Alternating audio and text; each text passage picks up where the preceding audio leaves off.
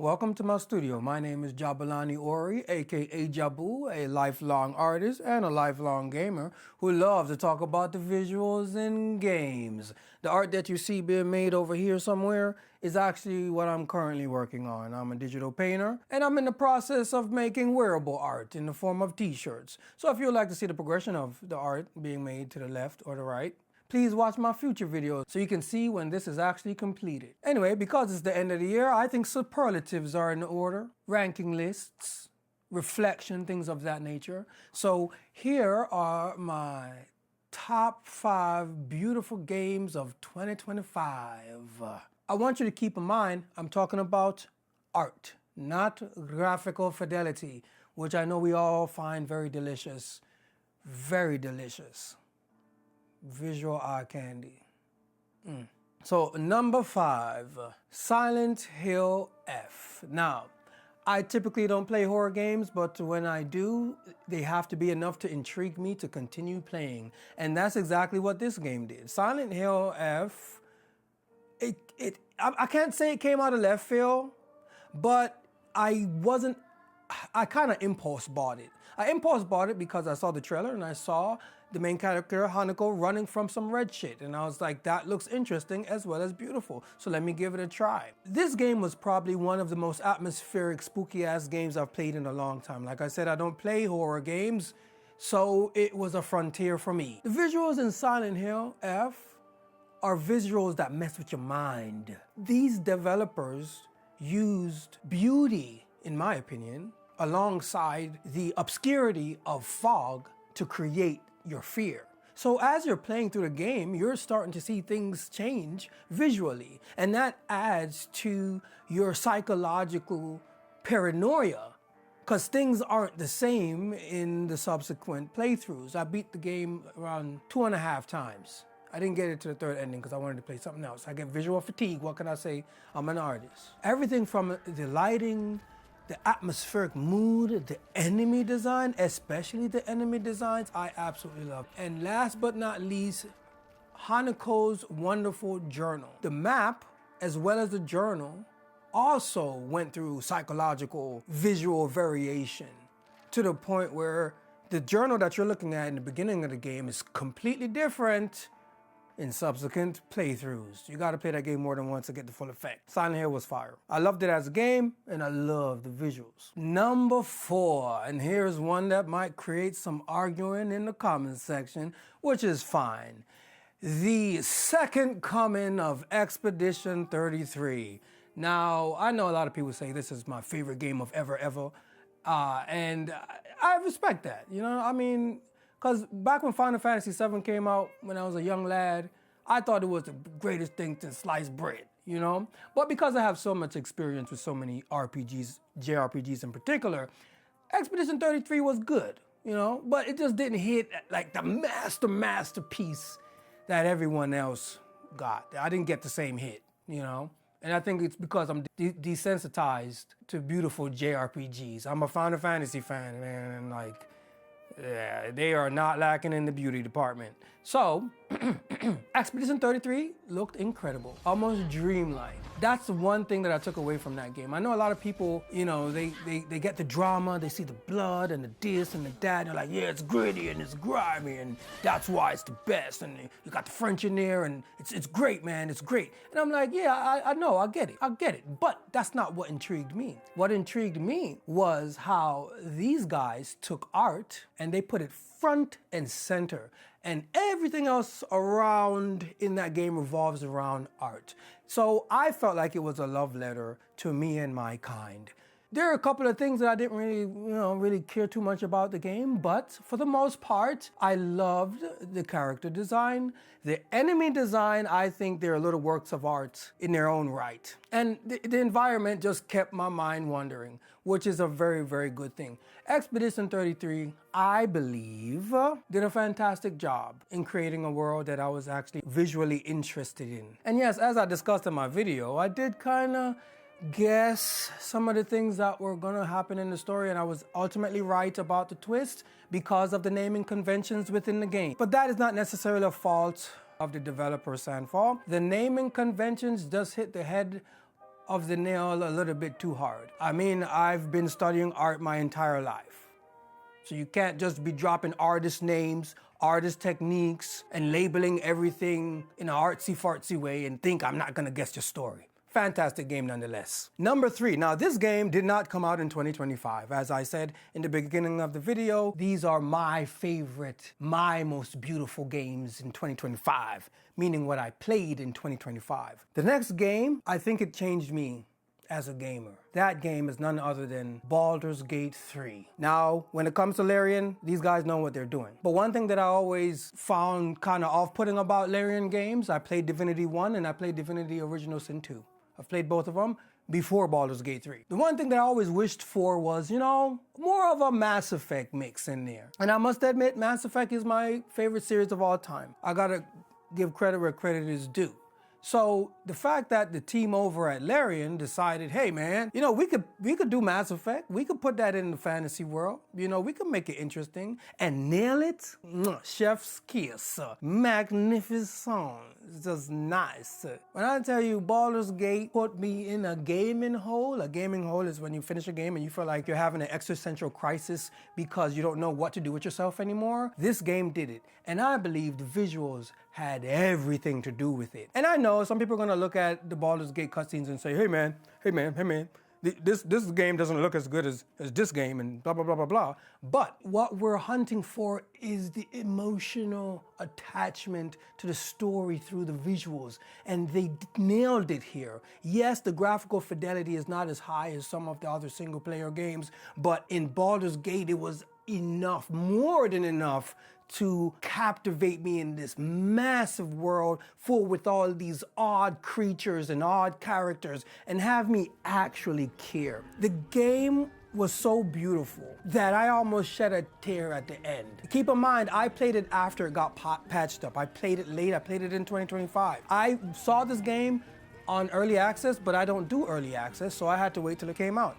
And we all know, as much as people want to say gaming is dead, we all have a lot of dead games in our backlogs that we have to resurrect and play. And Baldur's Gate was that one for me in 2025, as well as my number 1 pick. But Baldur's Gate was massive, but just because it was massive didn't mean that they slouched in the visual department. I am a big GIF Yankee fan. This game kind of did what Mass Effect did for me, in the fact that I was able to create a character that I resonated with and that I actually role-played. Like I was role-playing Commander Shepard. And in Baldur's Gate 3, I was role-playing the Githyanki Gong. And I think of Gong very often because if I was in Baldur's Gate, I would have been that guy, for sure. Beard and all, you know what I'm saying? Token and adventure, let's go. Baldur's Gate 3's masterpiece. Masterpiece, straight up. Number 2, Death Stranding 2. I know a lot of people are sleeping on this game. Man, all you do is deliver packages, man. You can't parry like in Expedition 33, man. The world's don't look as dreamlike, man. Let me tell you something. You see, if you actually sit down, right, and you have a somewhat decent attention span, and you actually look at what Kojima and Kojima Productions are presenting to you in that intro, just the intro, you would know, or you would have known, that you're in for one hell of a ride. I liked pretty much everything better in the sequel to Death Stranding. And I was very captivated by the visuals. I said this in my Death Stranding video, and I'm gonna say it here. When the intro started playing, and this is happening more and more as I'm aging and I'm gaming, as the camera pans into that intro, I was confused when the cutscene ends and where I begin to play. That's how good this team was at bringing me along on a cinematic intro ride and dumping controls in my hands. I was bamboozled that I could actually control in this scenery. The first thing that I actually did was I started panning the camera around, looking at the whole scenery, and I took it in. And the one thing that I must say about this studio, when it comes to environments, realistic environments, they absolutely nailed it. During that time, I took a trip to the wonderful country of Kenya, and I went on a safari, and I was looking around, and my mind got confused because I thought some BTs were about to start erupting out the ground because the game looked that good. that when I'm in real life, my imagination started painting shit, which is great. You know, that's how my mind works creatively. Like I have the ability to like put stuff in areas and like change and warp things according to my mind. Yeah, it's pretty cool. Death Stranding, in my opinion, is a leap forward in the graphical department. I know I said we're not going to talk about graphics, but what they did with the mocapping, the acting, the sense of emotion in the characters made me have a lot of empathy for what was going on. Sam, a character that honestly I didn't really care about in Death Stranding 2, made me shed a little tear, man. Like, it was rough. Like, that was a rough game, you know? The game actually made me question my relationships in my real life and how much they mean to me, you know? Seeing someone like Sam, who doesn't really express themselves that much, express himself so well with animated expressions, to me is masterclass. Masterclass. I feel like that's the power of a game. In fact, that's the power of, I think all media, because some people get that from books, they get it from movies, they get it from TV shows, so forth, et cetera, et cetera. The one difference here is that we are the player. We are the interactors of the story. Even if it's a linear story, we still have a major part in it. And I felt like Death Stranding 2 brought me along for one of the most mind-bending, mind-twisty stories that I've ever experienced in a game. And of course, this is from the mind of who I consider a master developer at this point, Kojima. Like, I've been playing his games my entire life. He breaks the fourth walls and he breaks your brains often. So if you like Death Stranding, go back and check out the Metal Gear series, you know?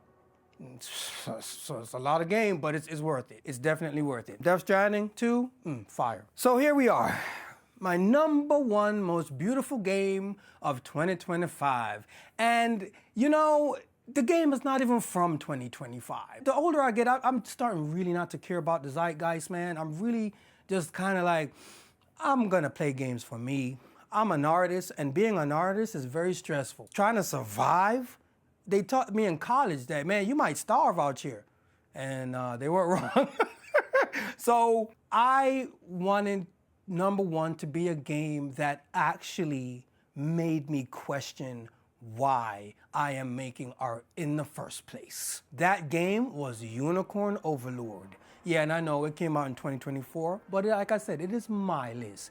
Unicorn Overlord, the game from Vanillaware. Man, I was not expecting to like this game this much. In fact, I put it in the backlog because I had other games to focus on. But boy, was I wrong. I was so wrong when it came to this game. And here's the thing, the game starts out very slow. You know, there's like an epic scene, and then it just goes off into this really slow unraveling. And I know some players, they probably get bored. Man, it's too much reading. Man, it's too much patience. Man, I can't sit here and watch this. I'm not the type of person to skip cutscenes. I never do that. I want to see exposition so I can have context as to why I'm doing what I'm doing. That gives me purpose for playing the game in the first place. The odd thing about Unicorn Overlord is the fact that I was so enamored by the art style that it kind of hypnotized me and made me care about what was going on. And it's not like the story in Unicorn Overlord is something we've never seen before. Yeah, we've saved many kingdoms, we've saved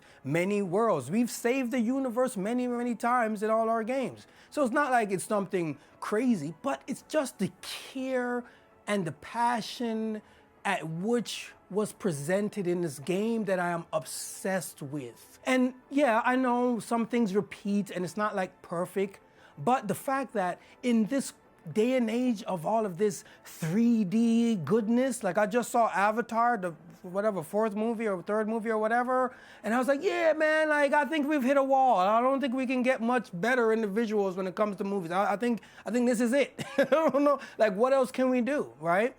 So when you play a game and it's like, nah, man, we're gonna go back. We're gonna go back, we're gonna keep it 2D, and everything is gonna be hand-drawn. Even the UI is dancing around with beautiful style. It's incredible. It's absolutely incredible. I love the almost stop motion look of the way everything animates in the game. I think it's absolutely beautiful. This team handles color with dignity and respect.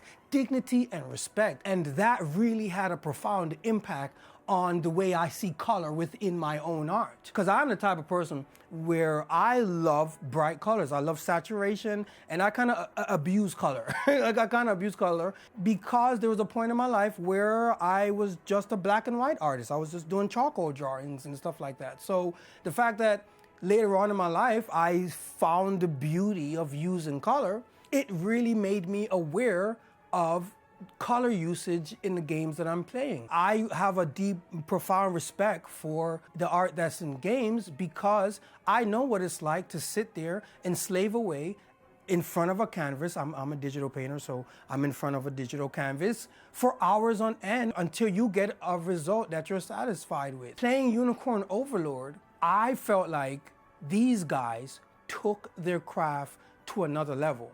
I even went back and I started looking up other Vanillaware games.